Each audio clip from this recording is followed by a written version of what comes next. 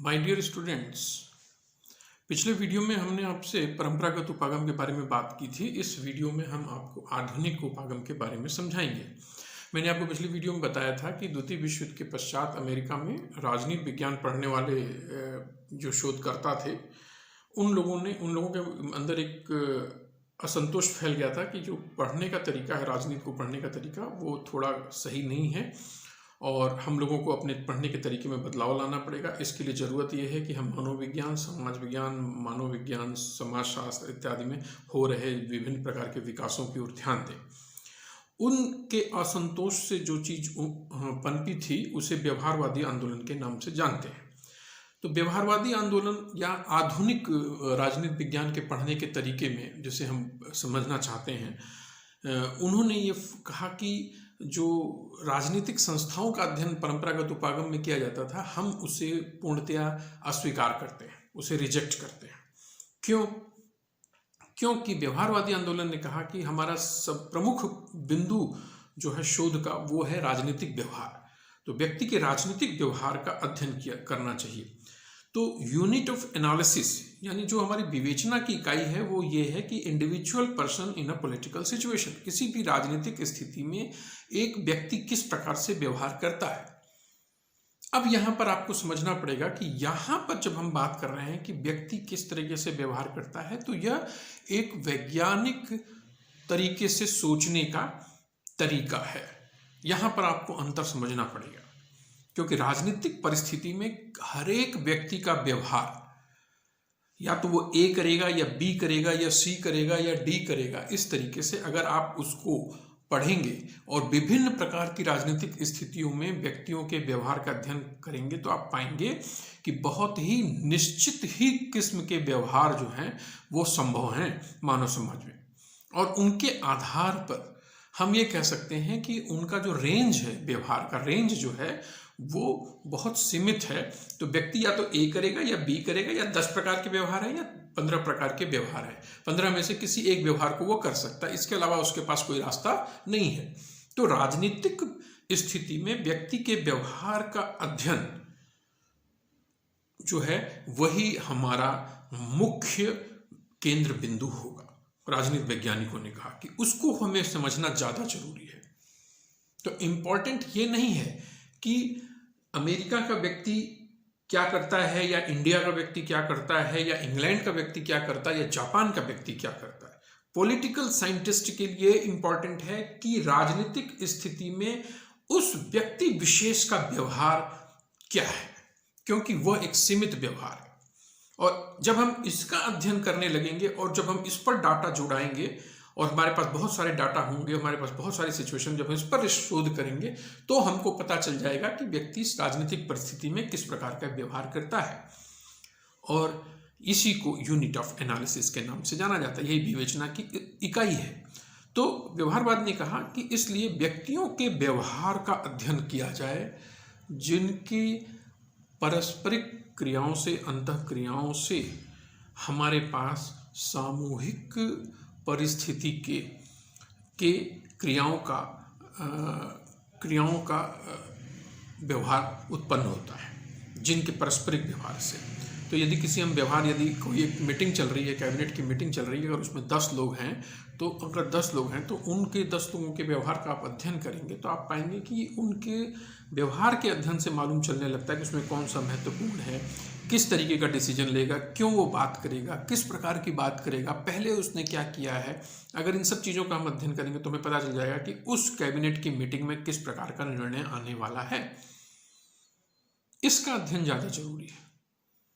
तो ये जो था वो आधुनिक उपागम की ओर आपको लेकर जा रहा था।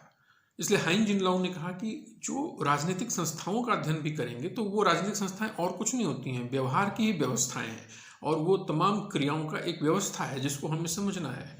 इसलिए जो ज़्यादातर व्यवहारवादी जो शोध करता हैं वो किसी व्यक्ति विशेष के राजनीतिक कर्म से जो है वो संबंध नहीं रखते हैं। उनके लिए कोई छोटा समूह, कोई संगठन, कोई समुदाय या कोई अभिजन वर्गों का ग्रुप है या कोई जन आंदोलन है या कोई राष्ट्रीय समाज है, ये सब उनके लिए जो है वो व्यवहारवादी शोध का केंद्र है। और उनकी उसमें उत्पन्न होने वाली घटनाओं को वो पढ़ते हैं और उसमें मौजूद जो संरचनाएं हैं, जो क्रियाएं हैं, प्रक्रियाएं हैं, उनके बीच में जो अंतर संबंध है, वो सब उनको जो है उस व्यवहारवादी विवेचना की विभिन्न प्रकार की कैटेगरीज बनाकर वो उनको समझने का प्रयास करते हैं।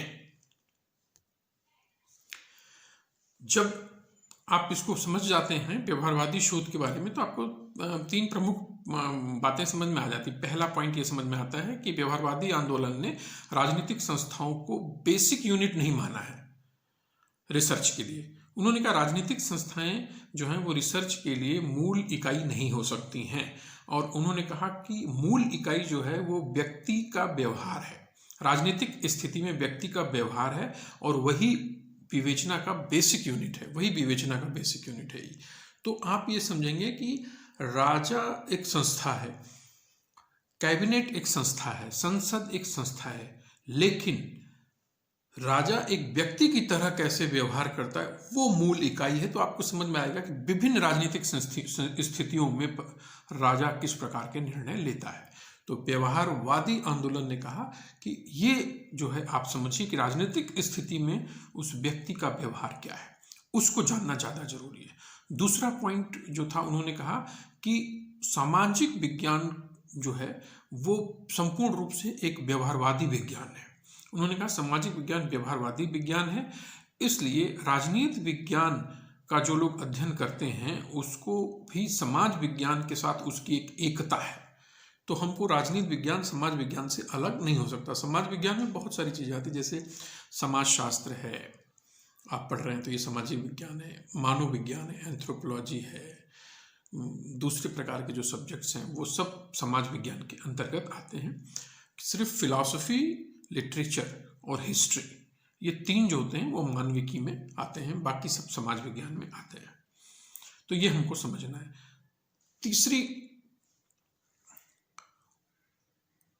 तीसरा जो पॉइंट है वो ये कहता है कि हमको, आधुनिक उपागम वालों ने कहा कि हमको ये समझना पड़ेगा कि ज़्यादा ही उचित और ज़्यादा अच्छी तकनीक हमको जो है उनको विकसित करना पड़ेगा राजनीति विज्ञान में, और उनका उपयोग करना पड़ेगा। उन तकनीकों की सहायता से हम राजनीतिक तथ्यों को ऑब्जर्व कर सकें, उनको देख सकें, पहचान सकें, उनको वर्गीकृत कर सकें, और उन तथ्यों को हम माप सकें। और उनके लिए हमको गणित के और सांख्यिकी के सूत्रों का इस्तेमाल भी करना पड़ सकता है, इसलिए गणितीय पद्धतियों को भी समझना पड़ेगा हमें, और उनकी सहायता से हमको उन तथ्यों को मापने की भी ज़रूरत पड़ेगी। हम जितना ज़्यादा गणितीय और सांख्यिकी पद्धतियों का इस्तेमाल करेंगे उतना ही हम बेहतर ज्ञान राजनीति विज्ञान में प्रस्तुत कर पाएंगे, ज़्यादा सटीक ज्ञान प्रस्तुत कर पाएंगे और राजनीति को वैज्ञानिक तरीके से पढ़ पाएंगे। चौथी चीज़ ये कहा कि आधुनिक राजनीति विज्ञान का लक्ष्य ये है कि वो वास्तविकता का अध्ययन करे, उन चीज़ों का अध्ययन करे समाज में जो वास्तविक रूप से मौजूद हैं, और उनका व्यवस्थाबद्ध अध्ययन करे, क्रमबद्ध अध्ययन करे। जब व्यवस्थाबद्ध और क्रमबद्ध अध्ययन करेंगे तो उससे हमको एक नए प्रकार के सिद्धांतों का, नए प्रकार के निष्कर्षों का निर्माण कर सकेंगे, और वो जो निष्कर्षों का निर्माण करेंगे, करना ही उन्हीं निष्कर्षों का निर्माण करना, नए प्रकार के सिद्धांतों का निर्माण करना, वही राजनीति विज्ञान का प्रमुख लक्ष्य है।